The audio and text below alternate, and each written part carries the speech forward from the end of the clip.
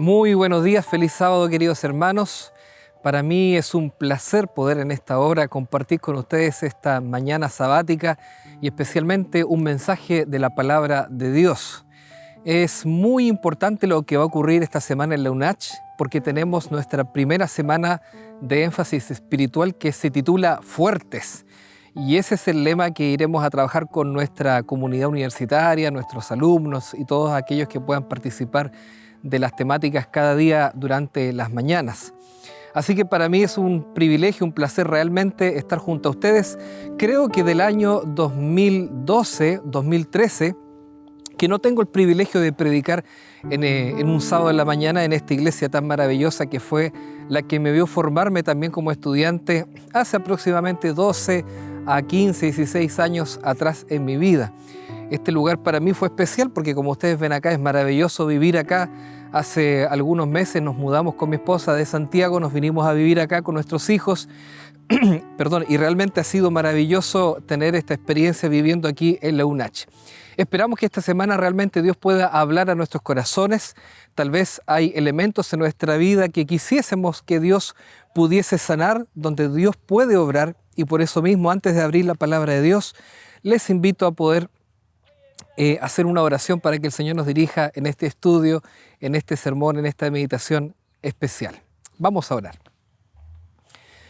Nuestro Dios, en esta hora te damos gracias porque tú nos das la oportunidad, el privilegio maravilloso de estudiar tu palabra en esta mañana sabática, Señor, poder estar juntos para meditar en tus pensamientos. Y queremos pedirte, Señor, que si hay algo en nuestra vida que a lo mejor cause inseguridad, donde nos sintamos intranquilos, queremos pedirte que tú nos ayudes a descubrir cuál es tu plan maravilloso para nuestra vida. Danos paz y permítenos que tu Espíritu Santo hable a nuestra mente en esta hora. Oramos en el nombre de Jesús. Amén. Bueno, para mí, como les comentaba, ha sido un desafío al mismo tiempo también estar trabajando acá como vecinos de la universidad. En Nuevo Tiempo hay mucho trabajo que hacer. Muchas personas también que llaman a nuestro canal, a nuestra red de comunicaciones para estudiar la Biblia. Y es un privilegio poder servir a Dios, ¿cierto? Y ser vecinos de la universidad en este sentido. Así que mis saludos también para el pastor Mauricio como rector de la universidad y por supuesto para el pastor Joel Sandoval, con el cual somos muy amigos. Así que también saludarle y agradecer por esta invitación que la iglesia nos hizo para poder estar con ustedes en este día especial. Les quiero comentar algo muy interesante que ocurre en las Sagradas Escrituras. Ustedes saben muy bien, muchos, que el pueblo de Israel se dividía en dos grandes partes, ¿cierto? El reino del norte y el reino del sur. En el norte, donde la capital era Samaria, de alguna manera, como ellos se alejaron del Señor, teniendo la oportunidad de haber hecho la voluntad de nuestro Padre Celestial, ellos tenían una actitud mucho más rebelde, idólatra en las cosas del Señor.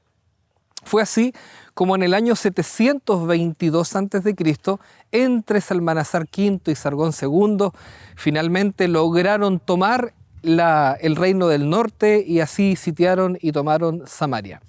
De esta manera se comenzó a introducir una serie de elementos idolátricos en la nación de Israel.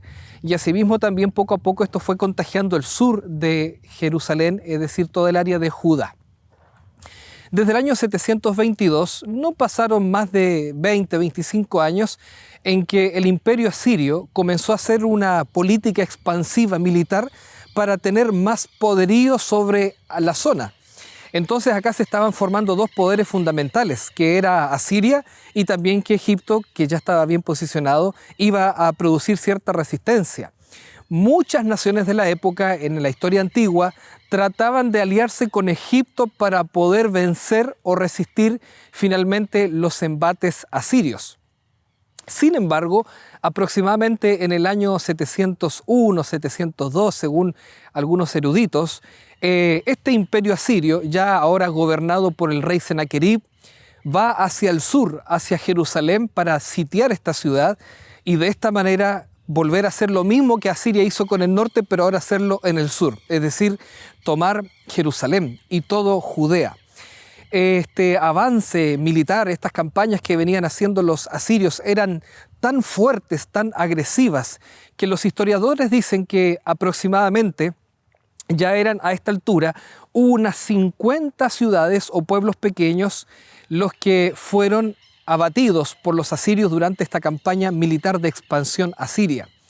Entonces la historia nos relata en el segundo libro de Reyes, capítulo 17, 18 y 19, cómo es que Sennacherib envía a sus emisarios para que pudiesen amenazar al pueblo de Israel y de esta manera producir algún tipo de espanto en ellos y que ellos estuvieran un poco más receptivos o ya rendidos a esta conquista asiria.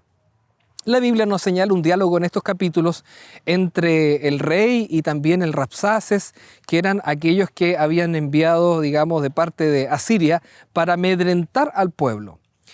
Lamentablemente el rey Ezequías, no haciendo caso a las orientaciones del Señor, lo que él decide hacer fue escoger del pueblo de Israel una embajada de dignatarios, por decirlo así, diplomáticos, y nombrarlos y enviarlos a Egipto. Entonces, él esperaba que Egipto pudiese producir una ayuda a esta amenaza inminente que Asiria había propinado. Mientras tanto, Asiria se acercaba a Jerusalén con un ejército de cerca de 200.000 soldados armados que estaban listos para poder conquistar esta ciudad. ¿Qué es lo que qué es lo que podría haber hecho Ezequías en ese momento en vez de haber enviado esta embajada a Egipto? Tal vez lo mejor que él pudo haber hecho hubiese sido confiar en Dios, entregar este problema en las manos del Señor y de esta manera esperar la ayuda milagrosa de Dios. Sin embargo, eso no fue lo que escogió.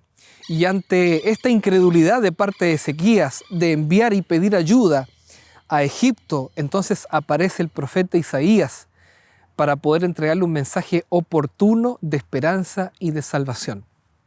Entonces, acá nace una pregunta: ¿cuál es el plan de Dios cuando estamos pasando por dificultades, cuando estamos luchando en alguna situación difícil en nuestra vida, cuando vemos amenazada nuestra existencia o nuestra integridad, nuestra felicidad por cosas que van apareciendo en este mundo? ¿De qué manera nosotros podemos mantenernos fieles al Señor? Ahora también, ¿cuál será para Dios la prioridad en este rescate o en esta restauración, o no? Porque el pueblo de Israel aquí estaba teniendo una amenaza a su integridad. Ellos iban a necesitar restauración. No solamente restauración política, ni territorial, ni militar, sino más bien una restauración espiritual, porque ellos debían aprender y volver a confiar en ese Dios poderoso que durante tantos siglos los había estado cuidando. Entonces quiero invitarte a abrir la palabra de Dios allí, ahora en Isaías capítulo 30. Este capítulo es muy especial porque habla acerca de este llamamiento que Isaías entonces hace al rey Ezequías en este contexto tan difícil en el que ellos se encontraban como pueblo de Israel, siendo amenazados allí por Asiria por 200.000 soldados que realmente eran un problema para el pueblo de Israel. Sabes que muchas veces nosotros también nos podemos sentir así, como que hay un ejército alrededor nuestro que está en contra de nosotros, alguna situación de salud, familiar, tal vez alguna cosa personal en tu corazón. Puede ser que estés luchando con un pecado y sientas tal vez que estás acorralado en una esquina y sin solución y sin salida. ¿Cómo es que en este contexto Dios puede venir a tu corazón, a tu vida, a darte una salida, a darte una solución? Entonces mira lo que dice acá el capítulo 30 de Isaías, versículo 1 y 2. Así comienza este sermón que Isaías va y le da al rey Ezequías. Le dice así: ay de los hijos que se apartan, dice Jehová, para tomar consejo, dice, y no de mí, para cobijarse con cubierta y no de mi espíritu, añadiendo pecado a pecado, que se apartan para descender a Egipto y no han preguntado de mi boca, para fortalecerse en la fuerza de Faraón y poner su esperanza en la sombra de Egipto. ¿Sabes que Isaías está diciendo que el mensaje de Dios para Ezequías y todo el pueblo es que ellos no debían haber ido a pedir ayuda a Egipto? Dios realmente tenía poder y tiene poder para ayudar y solucionar el problema humano. Dios es el único que puede restaurar la humanidad, restaurar tu corazón, restaurar tu vida. No hay poder en Egipto para hacer esa obra maravillosa que solo Dios puede hacer. Acá seguramente hay algunos pastores, profesores de la facultad que estarán escuchando también este sermón. Y quiero comentarles que sin tratar de hacer una aplicación profética de lo que acá representa Egipto, que sabemos que de alguna manera Egipto representa el ateísmo, el racionalismo de este tiempo final de la historia, pero sí podríamos aplicar en este contexto que Egipto se transforma, por decirlo así, en una salida racional o iluminada o lógica a un problema humano. ¿Cuánta gente hoy día busca soluciones humanas, racionales a problemas humanos o espirituales? Tal vez es interesante notar y es adecuado también que en ocasiones nosotros necesitamos ciertas soluciones humanas y racionales para poder solucionar algunos elementos importantes de nuestra vida. Sin embargo, estas cosas son pasajeras y la restauración final y completa y plena de nuestra vida solo la puede hacer el Señor en nuestro corazón. Dices amén ahí en tu casa, donde estás seguramente con tu familia, con tus hijos, estás escuchando este sermón. ¿Tú crees que realmente Dios tiene solución final para restaurar nuestra vida, nuestro corazón? Entonces, si tú crees eso, bien haces. Sin embargo, esto es algo tan básico, pero que Ezequías había olvidado. Miren lo que dice el versículo 15 ahora. Porque así dijo Jehová el Señor, dice, el Santo de Israel, en descanso y en reposo seréis salvos, en quietud y en confianza será vuestra fortaleza, pero no quisisteis. Acá hay un elemento muy interesante también, muy importante. Dios dice como hasta de una manera llamativa, ¿no? Ustedes van a tener solución, ustedes van a tener salvación, no tanto tratando de hacer cosas con sus propios esfuerzos, dice, sino más bien en quietud, porque en quietud es cuando Dios quiere obrar en nuestra vida. Este texto nos está diciendo que el hombre no tiene que poner de su parte. Nosotros tenemos que poner del esfuerzo humano también en todo orden de cosas en la vida, hasta en nuestra propia salvación. Hay una parte humana que tiene que obrar. De esto vamos a hablar mucho más durante la semana, de oración con nuestros jóvenes aquí en la universidad. Sin embargo, Dios dice que muchas veces Él espera que nosotros esperemos en quietud la salvación que solo Él nos puede ofrecer. Y ahora es donde quiero invitarles a poder leer algunos versículos que se encuentran del versículo 18 hasta el versículo 26, que tal vez es donde se encuentra el centro del estudio que vamos a compartir ahora que ya estamos casi cerca del mediodía. Versículo 18, miren cuáles son algunos términos que se encuentran en este capítulo hermoso. Dice, por tanto, ¿cierto? Que representa una conclusión, representa tal vez una forma en que Dios cierra este conflicto. Es interesante notar cómo Dios aborda los problemas humanos. Él dice, ustedes no confiaron en mí, prefirieron buscar una salida racional, iluminada, lógica a través de Egipto. Pero dice, yo tengo una solución mejor para ustedes. Por tanto, dice el versículo 18, Jehová esperará tener piedad de vosotros y por tanto será exaltado teniendo de vosotros misericordia. Porque Jehová es Dios justo, bienaventurados todos los que confían en Él. Ciertamente el pueblo morará en Sión, en Jerusalén. Nunca más llorarás. El que tiene misericordia se apiadará de ti. Al oír la voz de tu clamor, te responderá. Noten ustedes que acá nosotros nos encontramos al primer paso, o por decirlo así, la primera prioridad que Dios establece para restaurar a su pueblo. Y esta prioridad es muy clara, ¿no? La primera prioridad que Dios tiene es que nosotros podamos tener una relación de cercanía con Él. Dios no nos puede restaurar, Dios no nos puede salvar si no tenemos una cercanía personal con Él. Y por eso que es tan importante que nosotros entendamos acá que al leer este versículo 18 y 19 es impresionante cómo todos los verbos se encuentran hacia el futuro. Por ejemplo, dice acá, esperará, restaurará, será exaltado, dice, el pueblo morará en Sión, nunca más llorarás, se apiadará de ti, te responderá. Elementos del futuro, porque cuando Dios se acerca a nuestra vida para restaurarnos, para ofrecernos una salida divina a problemas humanos, el Señor dice, miren lo que yo voy a hacer, yo puedo hacer esto en tu vida, pero nosotros tenemos que tener nuestro corazón dispuesto a escuchar su voz en nuestro corazón. Este es el primer paso, querido amigo, querido hermano, hermana, que tú estás allí, es que nosotros aprendamos a escuchar la promesa de Dios para nuestra vida.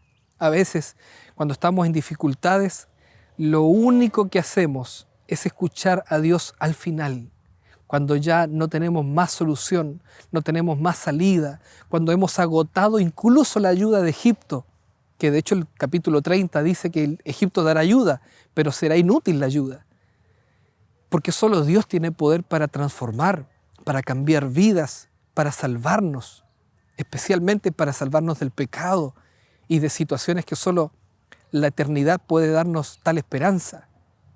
Por eso que es importante entender que lo primero que Dios busca en esta restauración de nuestra vida, como primer paso, es tener una cercanía con nosotros para escuchar su voz. Pero mira ahora lo que dice el versículo 20 y 21. Dice, bien que os dará el Señor pan de congoja y agua de angustia, con todo, dice, tus maestros nunca más te serán quitados, sino que tus ojos verán a tus maestros. Tal vez antes de continuar, la primera parte del versículo 20 dice que el Señor bien os dará pan de congoja y agua de angustia. Es decir, cuando tenemos alguna dificultad, a veces nos pareciera que Dios se equivocó al permitir que pasemos por alguna prueba. Pero la Biblia nos dice que nosotros vamos a estar sometidos a algunas dificultades, pero Dios nunca va a colocar una prueba tan grande que no podamos resistir con su amor y con su poder. La Biblia usa esta expresión, el Señor te dará pan de congoja, agua de angustia. Esta frase es muy interesante a nivel teológico de la Biblia, porque se encuentra en otro lugar de la palabra de Dios, cuando el profeta Micaías estaba delante de Acab, y el profeta Micaías no le profetizaba a Acab como él quería que le profetizara. Entonces Micaías finalmente fue puesto en una cisterna, en un calabozo, y la Biblia dice que le daban pan de congoja y agua de angustia. De alguna manera, mantenerse fiel a Dios, mantenerse fiel a la verdad que nos ofrece la palabra de Dios, implica muchas veces que tengamos que sufrir por causa de la fidelidad.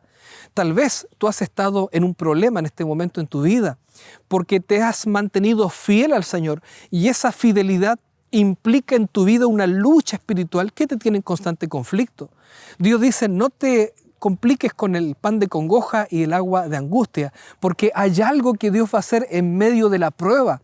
La prueba tenemos que pasarla, especialmente los que queremos para este tiempo final de la humanidad. Van a haber muchas pruebas más complejas que vamos a tener que pasar como pueblo de Dios. Sin embargo, el Señor dice, a pesar de que tienes que comer ese pan de congoja y beber esa agua de angustia, ahora viene lo interesante. Con todo, dice el Señor, dice, tus maestros nunca más te serán quitados, sino que tus ojos verán a tus maestros, entonces tus oídos oirán a tus espaldas palabra que diga, este es el camino, andad por él y no torcéis a mano derecha, ni tampoco a la izquierda. Qué interesante esto, ¿no? Muchas veces, cuando leemos este versículo que vamos a oír una palabra que diga nuestros oídos para derecha o para izquierda, lo atribuimos al Espíritu Santo, y es correcta esta atribución, está correcto. Solo que esta atribución que nosotros hacemos al Espíritu Santo de que Él nos va a dirigir si al lado derecho o al lado izquierdo, no está relacionado con una relación mística con el Espíritu Santo, donde nos vamos a dejar llevar por nuestras emociones o una voz invisible o inaudible en nuestra mente que nos diga lo que tenemos que hacer. El mismo contexto del versículo anterior le está dando el sentido real y completo a esto de escuchar la voz de Dios que nos diga para dónde tenemos que ir. Y este contexto está en la palabra clave, en este concepto clave de el ser maestro. Porque el versículo 20 dice, tus maestros nunca más te serán quitados, sino que tus ojos verán a tus maestros, entonces tú oirás palabra que diga, este es el camino, no vais ni por la derecha ni por la izquierda. Entonces, mire lo interesante de esto. El Señor nos está diciendo acá que el hecho de ver nosotros y escuchar su voluntad en nuestra vida también pasa por escuchar a los maestros, que son aquellos que no serán ocultados, no serán quitados, y cuando eso ocurra, entonces nosotros sabremos discernir el camino que debemos tomar. Ahora, hay autores que comentan esta parte del texto de Isaías, y ellos dicen, en base a la traducción correcta, hay otras traducciones también de este versículo, dice, tus maestros nunca más te serán quitados.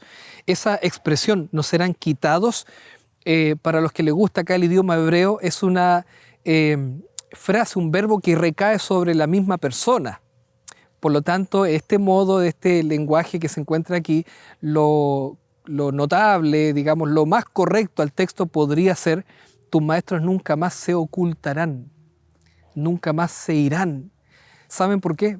Porque muchos comentadores mencionan que cuando los israelitas pasaban por dificultades como estas, especialmente la que hubo aquí con Asiria, con el rey Sennacherib, los maestros, algunos sacerdotes que eran los que tenían que profesar la palabra de Dios, eran los que tenían que inspirar de alguna manera al pueblo a volver al Señor, a guiarlos por el camino de la redención, a escuchar la ley, la Torá, a leerla, a meditar en ella. Esos maestros, los sacerdotes, se escondían porque ellos tenían miedo. Había cobardía en sus corazones porque no eran capaces de decirle al pueblo cuál era el camino que ellos debían tomar. El pueblo entonces oscurecía en su discernimiento sobre lo que debían hacer y finalmente no confiaban en el Señor y decidían pedir ayuda a Egipto, como vemos en este caso. Dios también nos promete a nosotros una bendición especial cuando escuchamos su palabra. Tal vez la forma más magnífica en que el Espíritu Santo habla a nuestro corazón y nos transforma es a través del estudio de la Biblia. La Biblia predicada y también estudiada y bien estudiada produce finalmente en nosotros esa transformación y esa restauración que tanto necesitamos. Por eso que tal vez si queremos ver el segundo paso de cuál es el orden de prioridades que Dios establece para restaurarnos en nuestra vida, podríamos decir que lo primero es tener una cercanía con Él para escuchar su voz y escuchar la promesa que Él tiene de restauración para nuestra vida. Pero en el segundo punto, nosotros podríamos mencionar que ahora no solamente tener una relación con Él de forma amistosa, sino que más bien esa relación se tiene que basar en el estudio de la Biblia. Es allí donde Dios hace una obra mucho mayor en nuestra vida. Y esta obra, vamos al tercer paso ahora, ¿cuál es la prioridad divina? Nos lleva también a algo que ocurre como consecuencia por haber estudiado la Biblia, por aferrarse a Dios en sus promesas. Mira lo que dice el versículo 22 allí. Entonces, cuando tú hayas escuchado la palabra, la ley, la palabra de Dios en boca de los maestros, que ya no se van a esconder por miedo, ya no van a huir atemorizados por cobardía, sino que ellos se van a levantar y van a predicar la palabra, y esa palabra va a llegar a nuestros oídos, y esa palabra, la palabra escrita, la Biblia, va a hacer algo increíble en nuestro corazón. Entonces ahora, dice el versículo 22, profanarás la cubierta de tus esculturas de plata y la vestidura de tus imágenes fundidas de oro, las apartarás como trapo asqueroso. Sal fuera, les dirás. La consecuencia inevitable de tener comunión con Dios, relacionamiento a través de escuchar la palabra de Dios en nuestra vida, lleva como consecuencia, inevitable, el que nuestra vida comience a ser pulida, transformada y voy a decir purificada de nuestra idolatría. A tal punto se genera esta obra por producto del Espíritu Santo obrando por la palabra de nuestro corazón, a tal punto en que incluso nosotros vamos a llamarle al pecado, a la idolatría, lo vamos a considerar como un trapo asqueroso. Yo no sé si en tu casa allí tú tienes un trapo asqueroso. No me refiero a algo simbólico, sino que literalmente a lo mejor tú tienes allí algo con lo que limpias el piso, cuando se derrama algo, ese es el trapo asqueroso que está allí. Recuerdo muy bien cuando era mi infancia, mi madre tenía un trapo asqueroso y quiero decir que no tenía buen olor ese trapo asqueroso. Todos tenemos un trapo asqueroso y es asqueroso, no quieres tener relación con él, alguna. Incluso cuando lo tomas es bueno que lo tomes con guantes, ¿o no? Porque puede tener infección eso.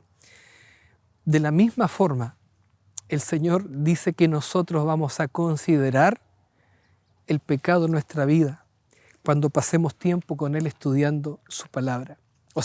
El tercer paso de la restauración divina es que Él quiere quitar de nuestro corazón el pecado, porque el pecado finalmente produce miedo, el pecado produce desconfianza en el corazón humano. Y por esa misma razón es que no confiamos en Dios.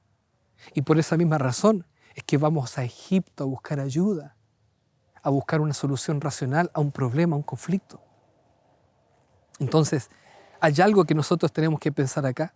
Ahora, hablando espiritualmente, hablando simbólicamente, ¿habrá a lo mejor en tu corazón algún trapo asqueroso?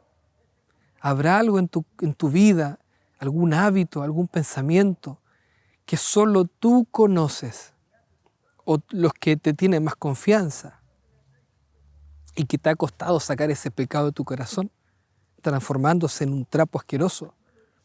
¿Hay a lo mejor esculturas de oro en tu corazón? ¿Has dejado que el mundo y los placeres que en él hay y los tipos de entretención que tiene este mundo se transformen también en tu deleite y tu gozo? ¿Estamos acostumbrándonos a deleitarnos y a entretenernos como el mundo lo hace? Entonces, el Señor dice, escucha mi palabra a tu oído para que sepas por dónde tienes que ir, porque el mundo y lo que hay allí, el pecado que hay en el mundo y todas estas costumbres, hábitos mundanos, son como trapo asqueroso en nuestra vida. El Señor no desea que nosotros quitemos de nuestra vida, voy a decirlo metafóricamente, ¿no?, el dulce, el chocolate, la miel de nuestra vida, porque eso implicaría que para nosotros es algo agradable, ¿no? Y aunque hay que reconocer que el pecado también produce un agrado, digamos, puntual en el momento, momentáneo, un placer momentáneo, finalmente nos destruye. Pero el Señor desea que la transformación y la restauración de nuestra vida sea tan completa, tan profunda, que incluso esas cosas que nos parecen atractivas, que son del mundo, realmente las podamos considerar como trapos asquerosos. E incluso le digamos a eso, sal fuera. Porque la palabra de Dios, a través del Espíritu Santo en nuestro corazón, ha obrado tan poderosamente que finalmente deseamos de todo corazón hacer la voluntad de Dios.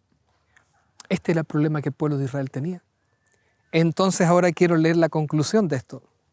Versículo 23. Recién allí, dice ahora, del capítulo 30 de Isaías, vamos juntos ahí. Recién allí, cuando tú hayas recibido la promesa de Dios, cuando tú tengas relación con Él, luego de que tú hayas escuchado sus consejos inspirados a través de su palabra, luego de eso tú has tenido en tu vida una transformación, ya aquello que te gustaba ya no te gusta porque el Señor cambió tu vida, y aquello que a lo mejor no te era muy atractivo, ahora por causa del Espíritu Santo sí te es atractivo, porque ahora estás pensando en la eternidad, estás pensando en el Señor Jesús, quieres orar, quieres cantar, quieres pasar tiempo con Él, porque realmente Él ha transformado tu vida. Ya has sacado ese trapo asqueroso, te has limpiado tus esculturas de plata. Ahora, dice el Señor, viene la cuarta etapa de la restauración, dice. Y esto es maravilloso, el versículo 23.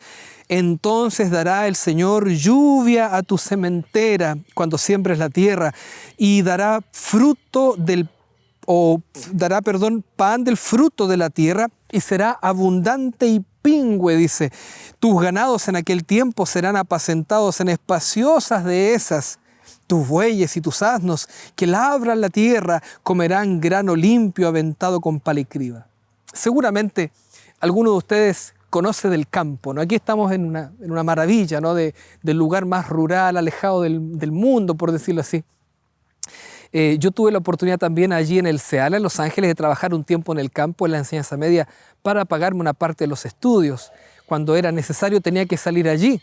Y el campo es maravilloso. La gente tiene una costumbre muy interesante, tal vez más al sur de Chile, que es que antes de vender un ganado, la gente acostumbra a engordar el ganado. Bueno, ese ganado cuando está engordado es una buena descripción de lo que acá Dios dice que en aquel tiempo el ganado será abundante y pingüe. Algo pingüe es algo que está robustecido, algo que está gordo, ¿o no?, de tanta comida. O sea, a Dios le gusta que su pueblo reciba la bendición, pero la reciba con todo. Por eso Cristo que dijo que cuando vino a esta tierra, vino para que tengamos vida, pero para que tengamos vida en abundancia. Es maravillosa la promesa que Dios tiene para nuestro corazón, para nuestra existencia. Cuando nosotros hemos pasado por la prueba, hemos escuchado la voz de Dios hablando en nuestra vida, pero hemos escuchado la palabra, su palabra, obrando en nuestro corazón a través del Espíritu Santo, reformando, sacando los trapos asquerosos de nuestra vida, el Señor dice, ahora están preparados para poder recibir la restauración. Ahora ustedes van a ir allí en un campos, dicen, espaciosas dehesas, para poder finalmente ser restaurados de todo el mal. Y dice, sobre todo monte alto, sobre todo collado elevado, habrá ríos y corrientes de aguas el día de la gran matanza, cuando caerán las torres. Los asirios eran caracterizados en la era antigua, en la época antigua, porque ellos eran especialmente expertos en colocar torres en todos lados. Colocaban torres militares, puestos de avanzada, para que de alguna manera tuvieran control territorial en las naciones. Pero Dios dice, aquel día de la gran matanza, ustedes ya no van a estar ahí sitiados en Jerusalén con un ejército de 200.000 soldados produciendo temor en sus vidas. Ustedes van a ir a apacentar sus ganados en espaciosos campos. Nadie los va a amedrentar, nadie los va a atemorizar. Y la luz de la luna, versículo 26, será como la luz del sol. ¿Te imaginas eso? Y la luz del sol, 7 veces mayor, como la luz de 7 días, el día que vendare Jehová la herida de su pueblo y curare la llaga que él causó.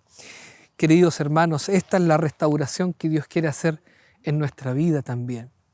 ¿Sabes que cuando Isaías da estas palabras al rey Ezequías, la Biblia nos cuenta en el segundo libro de Reyes que Ezequías va al templo con las cartas del Rapsacis que habían amenazado al pueblo de Israel, porque ellos habían también negado a seguir tributando a los asirios. Hay varios elementos políticos allí de la época, pero más allá de eso político, de impuestos que los asirios querían,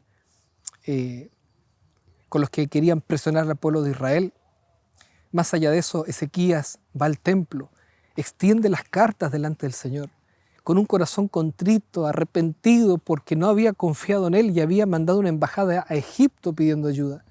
Entonces Ezequías, en una actitud de humildad, va al templo, se arrodilla, ora a Dios, lo magnifica. Y dice la Biblia en 2 Reyes capítulo 19, versículo 35. Aconteció que aquella misma noche salió el ángel de Jehová y mató en el campamento de los asirios a 185.000. Y dice, y cuando se levantaron por la mañana, he aquí que todo era cuerpos de muertos. Entonces Sennacherib, rey de Asiria, se fue y volvió a Nínive, donde se quedó. Y aconteció que mientras él adoraba en su templo, dice, a Nisroc, Adramelech y Sarecer, sus hijos lo hirieron a espada y huyeron a tierra de Ararat, y reinó en su lugar Esarhadón, su hijo. Así fue como terminó el imperio asirio, de presionar al pueblo de Israel. El ángel de Jehová apareció para rescatar, para restaurar a sus hijos, al pueblo de Dios. Y este milagro espectacular que Dios hizo en la vida de Israel, en la vida de los israelitas, de los judíos, es el mismo milagro que Dios quiere hacer en nuestras vidas, queridos hermanos. Si estamos pasando por alguna dificultad, por alguna lucha grande en nuestra vida, en nuestro corazón, que solo Dios conoce, solo Dios sabe los traumas de tu infancia, los problemas que estás pasando con tu esposa, con tu esposo. Tal vez estás al borde de un divorcio, de una separación. A lo mejor tus hijos están fuera del camino del Señor y tus hijos han confiado más en Egipto que en el Señor. Se han ido por el racionalismo, se han ido por las entretenciones de Egipto, se han ido porque aman el mundo y tú no sabes cómo Dios puede restaurar la vida de tus hijos, ni la tuya. Quiero decirte que la palabra de Dios nos ofrece esperanza, porque lo primero que Dios quiere ayudarnos a entender es: yo quiero restaurarles, yo quiero tener misericordia, quiero tener piedad de ustedes. No importa cuál sea tu falla, tu falta, no hay pecado que no sea Dios capaz de perdonar en nuestra vida. El problema no es que nosotros estamos apartados de Dios, el problema es que nos hemos acostumbrado a vivir así. Y por eso que hay un plan de restauración para tu vida. Acércate a Dios. La Biblia después dice, la prueba la vas a tener que pasar. La lucha, Dios a lo mejor no la va a quitar. Podemos andar en valle de sombra de muerte. Eso es comer pan de congoja y beber el agua de angustia.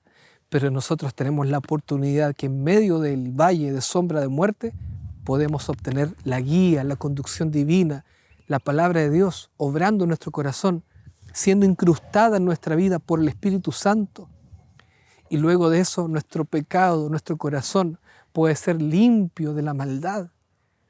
Y esta es la mejor solución que hay para nuestra familia, para nuestra esposa, para nuestro esposo, para los hijos, para, si tú eres jefe aquí en la universidad en alguna área, para la gente que trabaja contigo, si tú eres líder, no está tanto el éxito en la fuerza de tus palabras, sino en la fuerza de la palabra de Dios.